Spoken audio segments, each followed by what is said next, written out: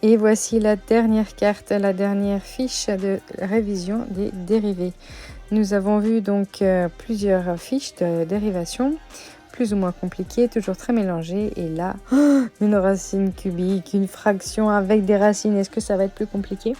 Le réflexe est toujours de transformer avec la propriété des puissances. Une racine cubique, c'est une puissance 1/3. Ensuite, les compositions de fonctions, on se rappelle qu'on a toujours g rond f', eh bien c'est g' de f, et ce qui a été recopié n'a pas été dérivé, donc il faut encore faire fois f'. Et on a aussi donc la dérivée de x à la puissance n. Puisque ici, donc si on commence par recopier avec une écriture quand même un petit peu modifiée, c'est-à-dire qu'on recopie sans avoir dérivé, mais au lieu d'une racine, on met une puissance 1/3. Eh bien, on remarque qu'il faut appliquer la dérivée de x à la puissance n, qui donne n fois x à la puissance n-1. Donc, dans le rôle du n, nous avons le 1/3. Et puis, on recopie donc notre fonction à l'intérieur. On diminue de 1 cran, donc 1/3 moins 1, ça fait moins 2/3. Ce qui a été recopié, donc tout l'intérieur de la parenthèse n'a pas été dérivé. Donc, on dérive la dérivée de x carré, c'est 2x.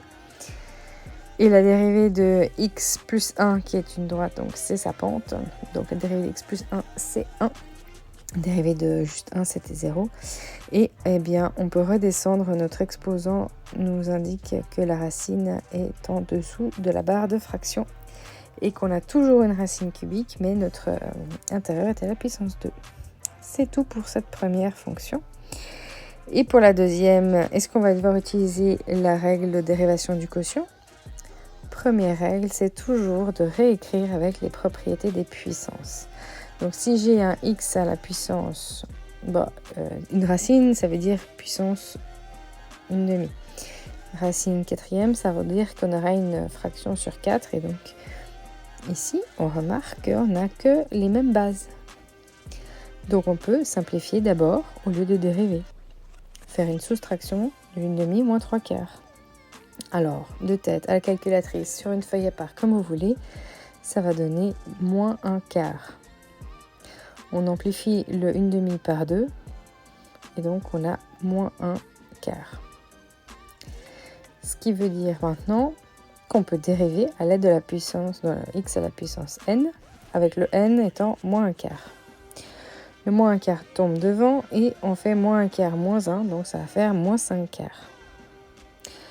Donc là, on pourrait s'arrêter, on a dérivé, sauf que là, on veut toujours remettre tout aux bons étages. Donc les puissances doivent être entières et positives.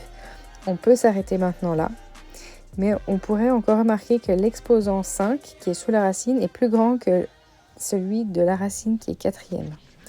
On peut remarquer que x puissance 5, on peut l'écrire comme x puissance 4 fois x. Et séparer ensuite nos deux racines. Et donc puissance 4 et racine quatrième se simplifient en x. Et voilà, on a donc une écriture un petit peu plus simplifiée.